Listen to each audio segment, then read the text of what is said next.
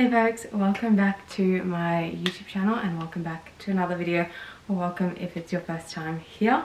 As you can probably tell by the background, the title, it is that time of the month where I go through all the books I read in the past month.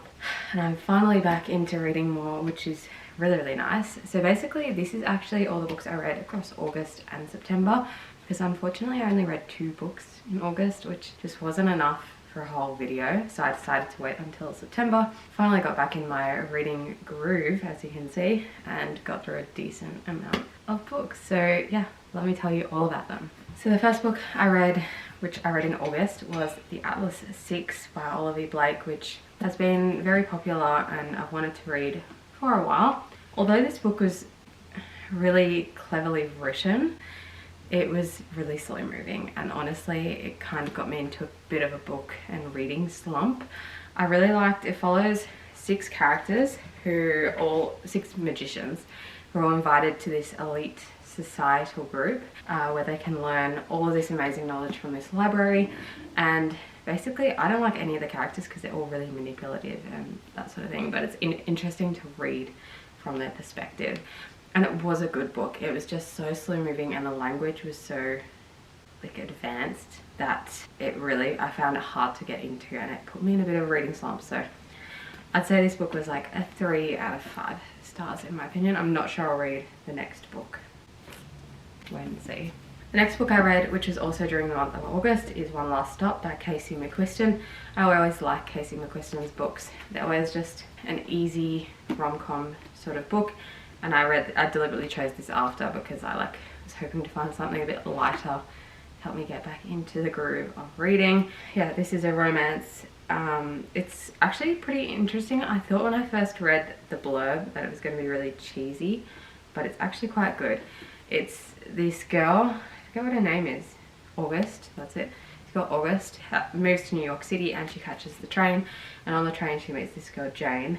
And it turns out Jane is actually a time traveler, but she's stuck now, and she originally was from the 70s and she wants to get back to the 70s. And anyway, they like fall in love whilst also trying to send Jane back to the 70s. And it's actually a solid book. It sounds cheesy, but it was actually quite good. So yeah, I'd rate this like a 4 out of 5 stars. Classic Casey McQuiston.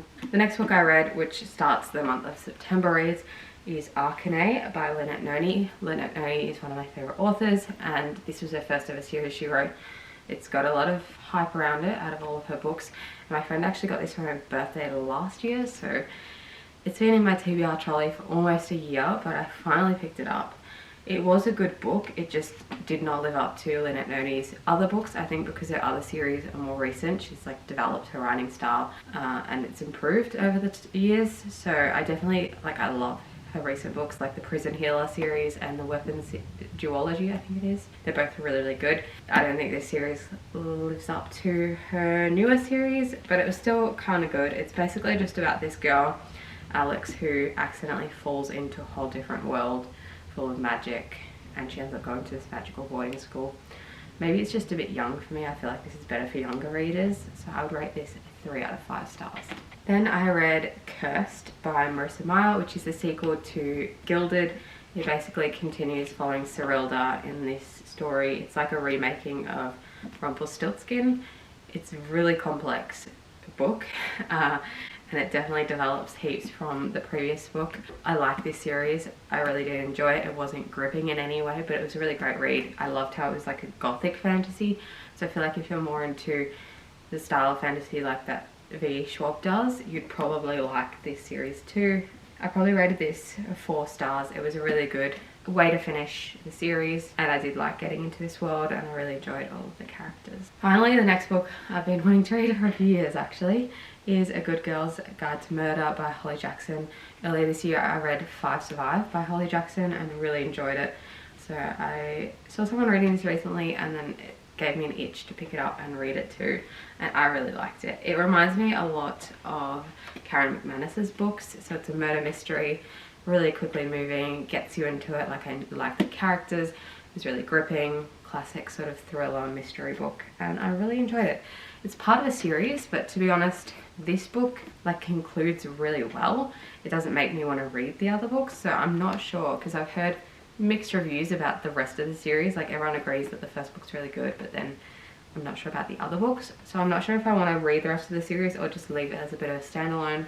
But I did really love it. This was like probably a 5-star read for me. Did really enjoy it. Really recommend it if you're looking for a thriller or a murder mystery, something just fast moving. Oh, and I feel like this would be good to get you out of reading slump too. Especially, I found I loved the book Cursed, but it was so long and slower moving that this was like a perfect book to pair afterwards.